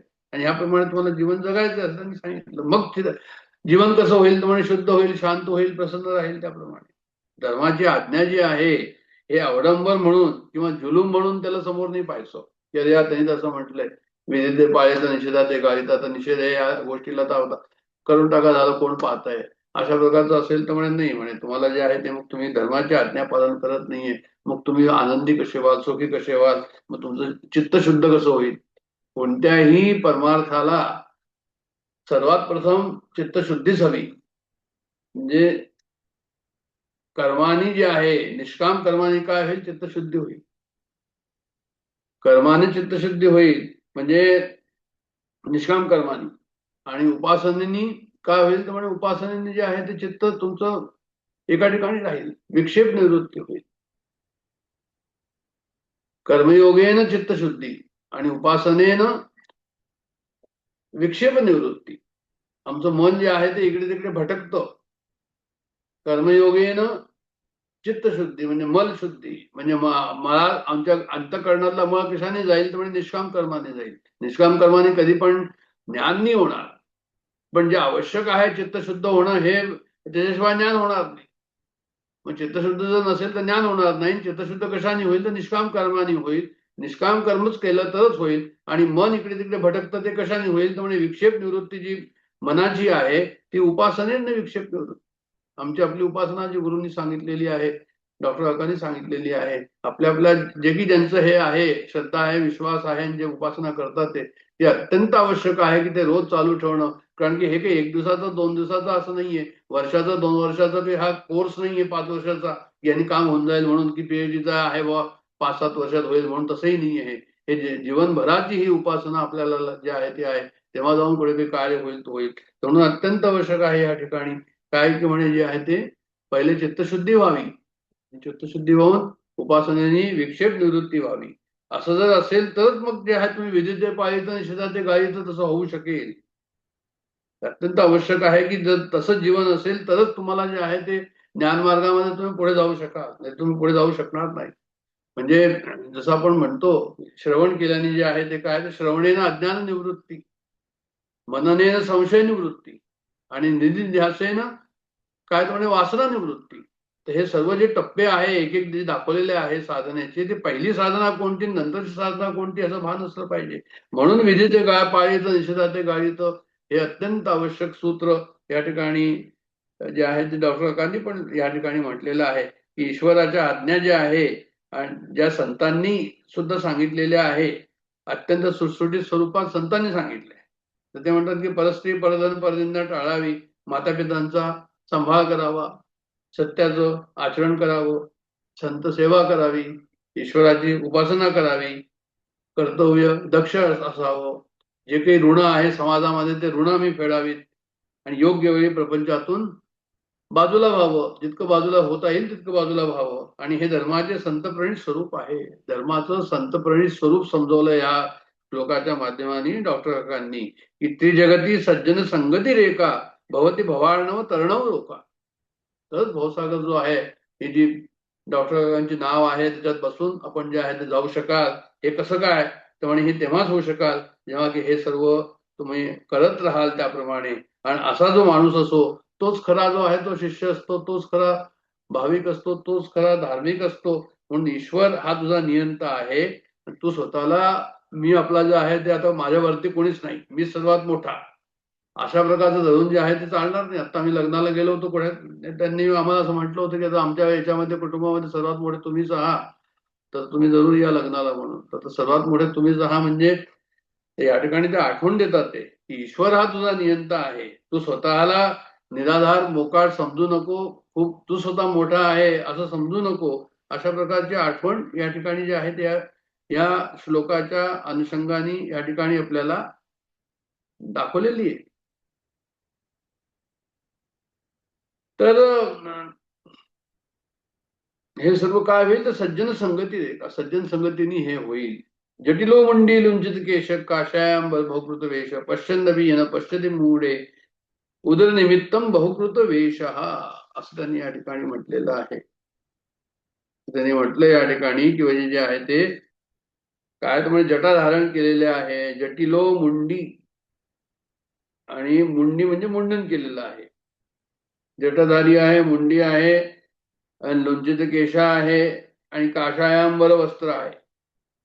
तर जटिलो म्हणजे जटाधारी, त्याचे खूप मोठे मोठे केस आहे. मुंडी म्हणजे त्यांनी सफाछटच केलेला आहे, काही केसच ठेवत नाही तो अंगावर, असं त्याला त्यांनी मुंडी म्हटलेलं आहे.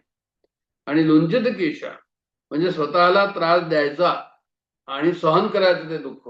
सहनम सर्व दुःखानाम अप्रतिकारपूर्वकम चिंता विलापरहितम सतितिक्षा निगत्यते. हे जे आहे की तुम्ही संयम ठेवा. तो संयम वाढवण्याकरता हे काय करतात म्हणजे हा जो आहे तो लुंचित केश, ते आपले केस जे आहे ते उपटतात. जटिलो मुंडी लुंचित केश. तर असे जे जटाधारी आहे, मुंडन केलेले आहे, डोक्यावरचे केस हाताने उपटलेले आहे, किंवा काशायांबर बहुकृत वेशा, भगवे वस्त्र व आणखीन बहुकृत वेशा, इतर काहीतरी जे वैराग्य सूचक वस्त्र आहे, आपल्या ह्या आहे रुद्राक्ष वगैरे आहे, ते पट्टे लावलेले आहे, सर्व अंगावर पट्टे लावलेले आहे, भस्माचे पट्टे लावलेले आहे, गंधाचे पट्टे लावलेले आहे. आणि हे सर्व आपण जर पाहिलं त्याला तर पश्चंदपी येणं पश्चपी मुडा. तर संसाराचं एवढं विदारक स्वरूप स्पष्ट दिसूनही त्या मोहितावर कोणताच परिणाम होत नसेल तर वरील सर्व प्रकार पोट भरून मानले पाहिजे. त्यांना असं म्हणायचंय की असे सर्व संत आहे. कसे जटिलो आहे म्हणजे केस ठेवलेले आहे, मुंडी म्हणजे केस काढलेले आहे, लुंचित केशा, केस उपटलेले आहे, त्यांनी वस्त्र निराळे धारण केलेले आहे, निराळे भस्म वगैरे लावलेले आहे, गंध लावलेले आहे. ह्या लोकांना पश्चंदपीयच ना पश्चती मूढो, म्हणजे मूढ म्हटलंय त्यांना. का म्हणजे त्यांना सर्व स्पष्ट दिसत असूनही त्यांच्यावर त्याचा परिणाम होत नाही. पश्चंदपी ना पश्चती, आता हा संस्कृतचा अशा प्रकारचा आहे की तुम्हाला दिसतंय पण कळत नाहीये, अशा प्रकारचा तो या ठिकाणी भाव आहे या श्लोकामध्ये याचा, की म्हणजे काय यांचं म्हणणं या ठिकाणी, की संसाराचं एवढं विदारक स्वरूप स्पष्ट दिसून सुद्धा त्यांच्यावर कोणताच परिणाम याचा होत नाही. मग असं याचा अर्थ काय झाला? याचा अर्थ हा झाला की उदरनिमित्तम बहुकृत वेश, एवढं सर्व बहुकृत वेश, एवढं सर्व त्यांनी जे आहे ते वेगवेगळ्या प्रकारचा जो वेश केलेला आहे तो कशा करता केलेला आहे, तो पोट भरूच त्यांना म्हटलं पाहिजे. काय बोललासी वरलिया रंगा, असं चोखा मेळा म्हणतात. आणि अशा अशा लोकांना ज्यांना काही कळत नाही त्यांना तुकाराम महाराज म्हणतात की भिक्षापात्र अवलंबिणे जळो जिणे लाजीरवाणे, असं तुकाराम महाराजांनी त्यांना म्हणजे टोकलेलं आहे त्या ठिकाणी. खरोखरच त्यांच्यामध्ये जे आहे त्यांनी समजलेलं आहे की ब्रह्मसत्यम जगन मिथ्या, की जगताचा भ्रम आहे, हा जगत म्हणजे भ्रम आहे, मी देह हा भ्रम आहे, देहात्मभाव त्या ठिकाणी नाही. आणि जीवात्म भाव कशा प्रकारचा आहे तर म्हणे तो परेशानी जो आहे तो सहन करायला तयार आहे. आणि तसं जर असं असेल, खरोखर जर तो असेल साधू, तर त्याच्याबद्दल मग त्यांनी म्हटलेलं आहे की भिक्षे पडते नाही भाग्य, असं रामदास स्वामी म्हणतात. की भिक्षेचं असं कौतुक केलेलं आहे त्यांनी त्या ठिकाणी, की असं जर मनुष्य असेल त्याचं जे आहे काय होईल तर म्हणजे त्याच्याबरोबर त्याचं भाग्य उदयाला आलेलं आहे, भिक्षेनी भाग्य उदयाला येतो, असं त्यांनी त्या ठिकाणी म्हटलेलं आहे. मनाचे श्लोक जे आहे ते भिक्षेकरी करता जे आहे ते तोंडपाठ असतात, ते समोर येतात आणि त्याच्यामध्ये जो उद्दात भाव जो असतो तो उद्दात भाव समोर येऊन त्यावेळेस वातावरण निर्मळ होऊन जातो. ते भिक्षा मागायचं काय तर म्हणे भिक्षा पडते नाही भाग्य, तो भाग्यवान मनुष्य तशा प्रकारचा. तर आचार्यांनी याच्यामध्ये परमार्थाच्या बहिरंगावर एक आसूड ओढलेलं आहे. अत्यंत निर्वचनाच्या मध्ये शब्दामध्ये, कठोर शब्दामध्ये जे आहे त्याची त्यांनी निर्वचना केलेली आहे असं म्हणायला हरकत नाही, टीका केलेली आहे. ते स्वतः कोपिन धारण करून होते, ते स्वतः चतुर्थाश्रमी होते, पण त्यांचा रोख त्या आश्रमावर वस्त्रावर नसून त्याच्या पाठीमागे जो दांभिक लोक होते, त्या काळात सुद्धा दांभिक लोक होते, त्याचा अर्थ हा झाला. त्या काळात सुद्धा दांभिक होते, म्हणजे प्रत्येक काळामध्ये राक्षस म्हणा, दुष्ट म्हणा, दांभिक म्हणा, हे लोक प्रत्येक काळामध्ये होतेच. म्हणजे रामाच्या वेळेस रावण म्हणा, कृष्णाच्या वेळेस कंस जरासंध म्हणा, आपला शिशुपाल म्हणा, महाभारताच्या वेळेस कौरव पांडवाच्या वेळेस कौरव जे आहे ते होते. प्रत्येक काळाला जे आहे ते हे सर्व अशा प्रकारचे लोक होते. म्हणून त्यांनी त्या ठिकाणी म्हटलंय की पश्यन्नपि न पश्यते मूढो उदरनिमित्तम बहुकृत वेश, म्हणजे आहे की त्यांना काही, हे लोक कसे तर म्हणे हे नुसतं त्यांनी वस्त्र धारण केले उदरभरणा करता, त्यांना शास्त्राचा काहीच आयडिया नाहीये, शास्त्र त्या लोकांनी वाचलेलीच नाहीये आणि शास्त्राचा अनुभव घेतलेला नाहीये, अशा प्रकारचं त्या ठिकाणी जे वर्णन केलेलं आहे. तर पुढचं अंगम गलितम पलितम मुंडम दशनविहीनम जातम तुंडम वृद्धो याति गृहीत्वा दंडम तदपिन मुंचती आशा पिंडम. काय आहे की अंगम गलितम पलितम मुंडम म्हणजे ते एक प्रकारचं असं झालं जसं आम्ही काय करतो तो म्हणे खूप मोठा कोट असेल आणि हँगरवर लटकलेला आहे, तो कोट कसा आहे तर म्हणे तो हँगरवर लटकलेला आहे, तो तर लटकलेलाच आहे एक प्रकारे. तर अशा प्रकारचे वर्णन कोणी केलेलं आहे की म्हणे जे आहे ते अंगम गलितम पलितम मुंडम, की अंग जर आमचे काहीच म्हणजे जे आमच्या हातात काहीच नाहीये, म्हणजे सर्वच जे आहे ते त्या ठिकाणी जे आहे ते एक प्रकारे आपली शक्ती गेलेली आहे. अंगम गलितम पलितम मुंडम आणि दशन विहीनम जातम तुंडम. तर वृद्धो यात गृहीत्वा दंडम तदपिन वंचित त्याशा पिंडम. आता त्याचे सर्व गात्र जीर्ण झालेली आहे. अंगम गलितम पलितम मुंडम, मस्तकावर उरलेले केस कसं झालंय तर म्हणजे पांढरे झालेले असल्यामुळे किंवा केसच गेलेले असल्यामुळे काय झालं तर म्हणजे ते एक प्रकारे जे आहे ते मुंडनच झालेलं आहे, त्याचं मुंडन झालेलं आहे. तर गात्र गलित झालेली आहे, त्याचं डोकं जे आहे ते म्हणजे जे आहे ते केस त्या ठिकाणी नाही, केस पांढरे झालेली आहे. पुढे त्यांनी दर्शन विहीनम जातम तुंड, म्हणजे जे आहे ते तोंडातील दात पडून गेलेले आहे आणि अवगळा आलेली आहे तोंडाला. आणि वृद्धो याचे गृहीत्वा दंडम, काठीच्या आधाराशिवाय हा म्हातारा पुढे चालू शकत नाही. अशा प्रकारची त्याची स्थिती आहे. म्हणजे वृद्धत्वामध्ये ते जीवन किती आपल्याला असं असतं की बा हे जीवन नको म्हणून, अशा प्रकारची स्थिती असते ती याच्याच करता असते की हा मनुष्य साधं उठण्याकरता साधं बसण्याकरता त्याला या तर कोणाची तरी हेल्प हवी असते, किंवा ते सुद्धा जे आहे ते उठणं आणि बसणं जे आहे ते दुखणंच असतं. म्हणजे त्या ठिकाणी काहीतरी त्याला पेन होतो, त्रास होतो. म्हणून जो आहे तो अशा स्थितीमध्ये जे आहे ते खायला प्यायला त्याला जमत नाही, कारण दात नाही, त्याच्यामुळे जे आहे त्याला खाण्यापिण्याची जी आहे ती हे आहे. आता हे सर्व कसं यथार्थ वर्णन आहे, म्हणजे अशा प्रकारचं सर्व आहेच, होतच. आणि एवढं सर्व असून सुद्धा तदपिंड मुंचे त्याशा पिंडम असं त्यांनी म्हटलं. म्हणजे एवढं सर्व असून सुद्धा काय आहे तर म्हणजे आशयाचा घास तोंडातून जात नाही. आशा जी आहे ती जाणं अत्यंत आवश्यक आहे.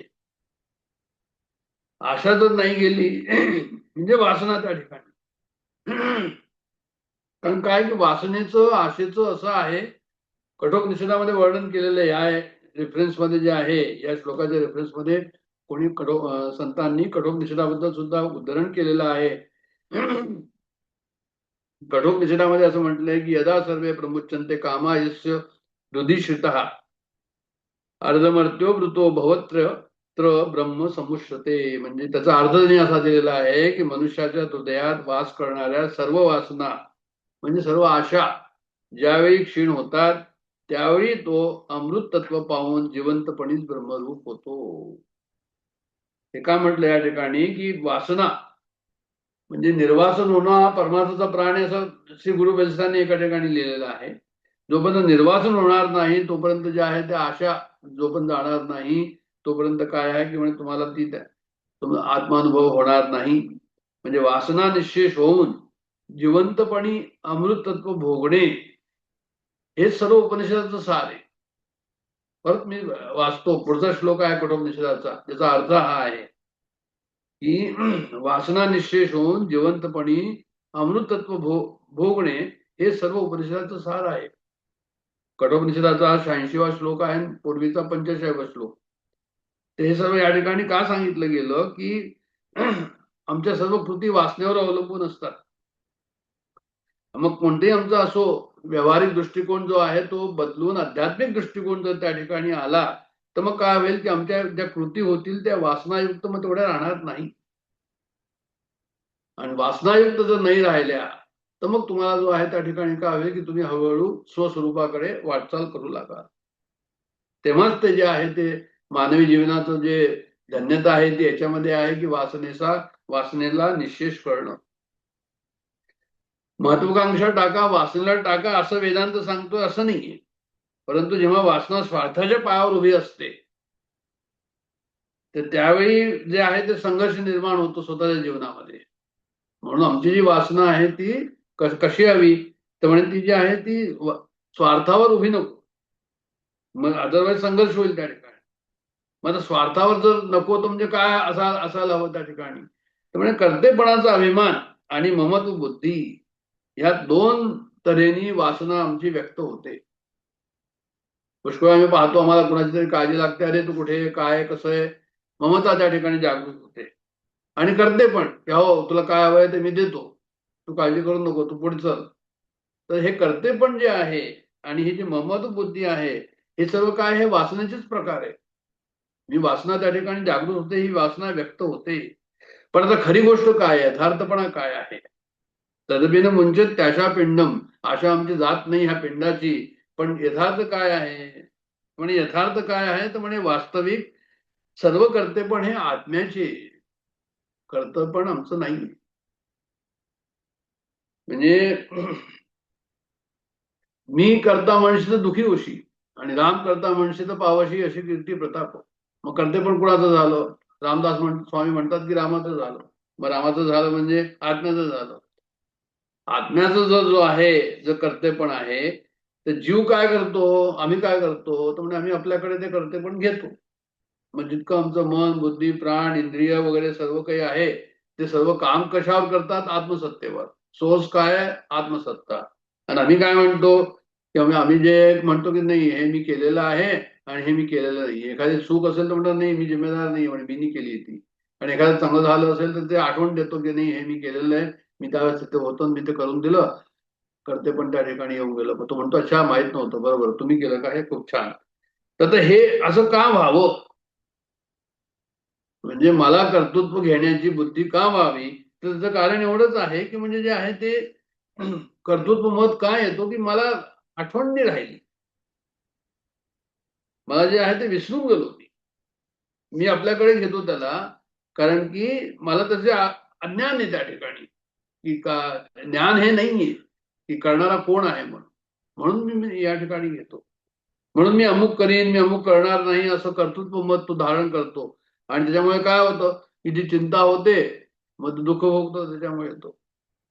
तर ज्या वस्तूवर आपली खरी मालकी नाही त्याबद्दलची ममता, त्याबद्दलचा माझेपणा, मी आणि माझं, त्या ठिकाणी आसक्ती ठेवणं, हे सर्व दुःखाची कारण आहे.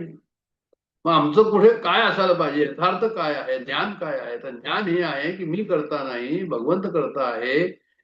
एक हे झालं. आणि दुसरं असं की भगवंताशिवाय इतर वस्तूवर कोणतंही ममत्व जडलं की जीवाचं तोंड अहर्निश जगाकडेच होतं. भगवंतच जर सर्व काही आहे, भगवंतावर जर माझं लक्ष असेल की तोच करणारा आहे आणि त्याच्यावरच माझी ममता असेल, तर मग इतर वस्तूंवर आणि इतर याच्यावर मग जे आहे ते कमी होईल त्या ठिकाणी. पण मी काय करतो की माझं जगाकडेच लक्ष असतं, तिथेच मी आस ठेवतो, एक्सपेक्टेशन करतो की मी याला असं केलं तर तो मला असं करेल, माझा मुलगा आहे मला तो पाहिजे शेवटी, मी त्याचं सर्व करतोय म्हणून. मनाने मी काय होतं तर म्हणे मी दास बनतो. कशाचा दास बनतो, संसाराचा दास बनतो.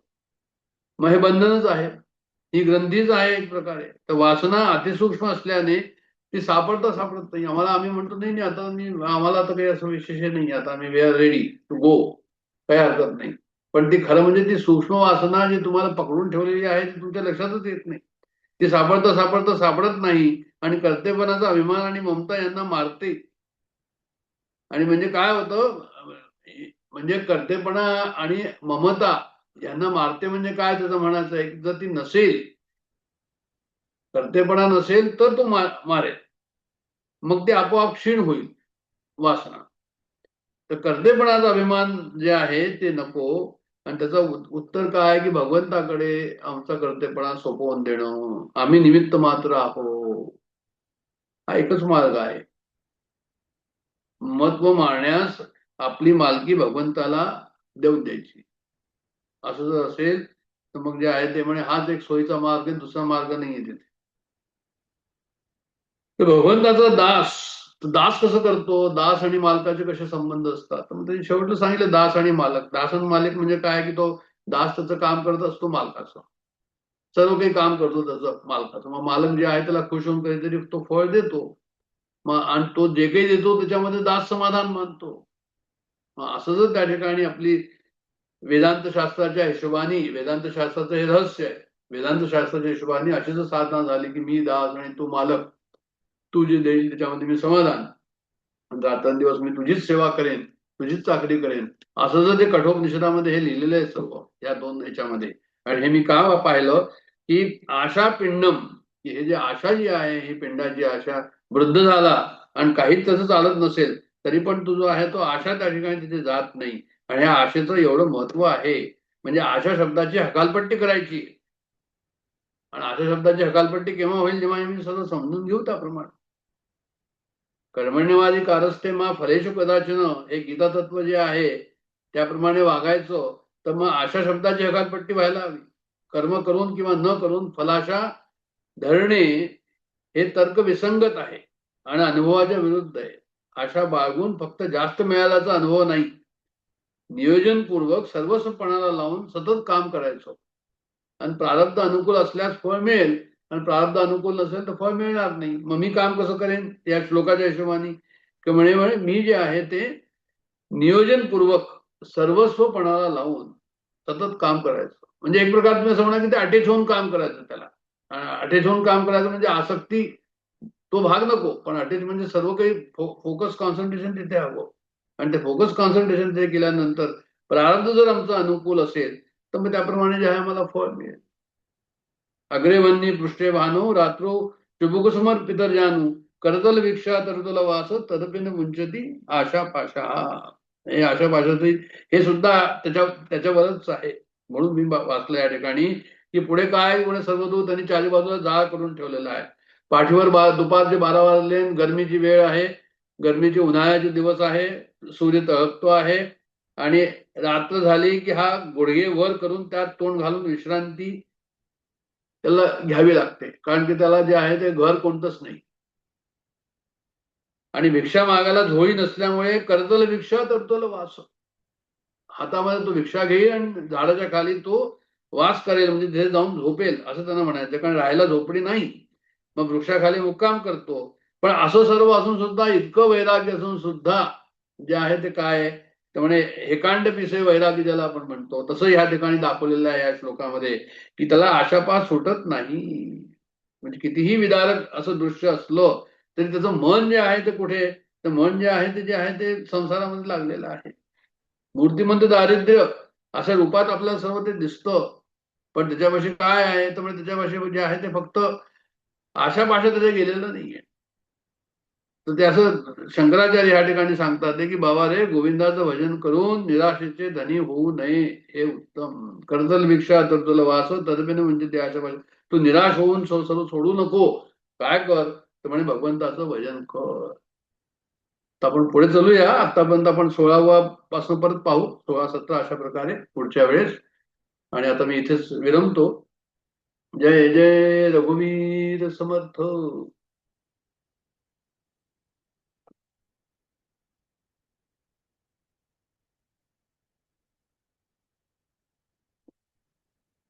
जय जय रघुवीर समर्थ.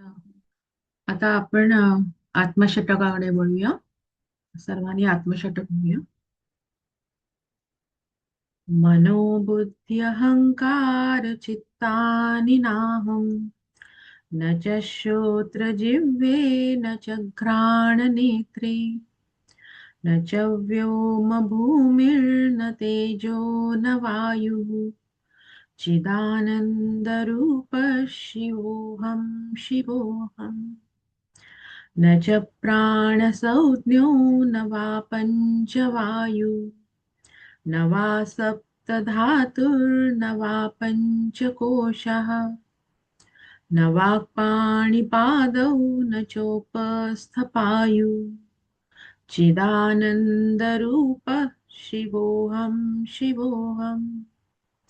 न मे द्वेषरागौ न मे लोभमोहौ, मदो नैव मे नैव मात्सर्यभावः, न धर्मो न चार्थो न कामो न मोक्षः, चिदानन्दरूपः शिवोऽहं शिवोऽहम्।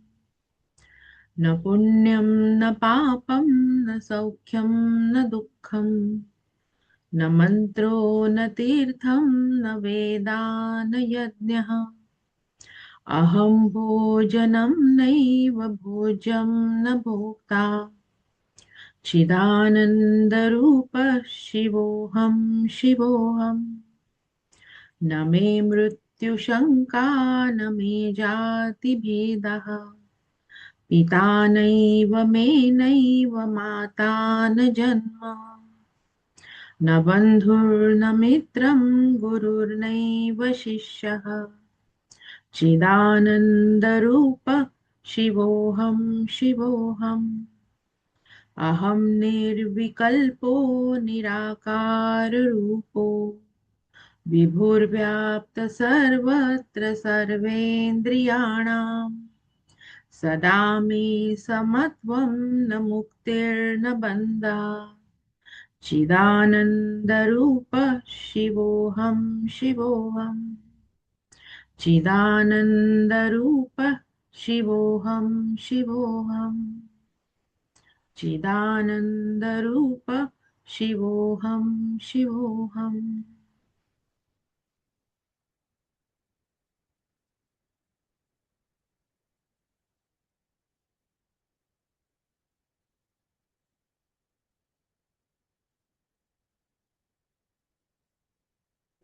ॐ पूर्णमदः पूर्णमिदं पूर्णात् पूर्णमुदच्यते पूर्णस्य पूर्णमादाय पूर्णमेवावशिष्यते। ॐ शान्ति शान्ति शान्तिः। हरि ओम।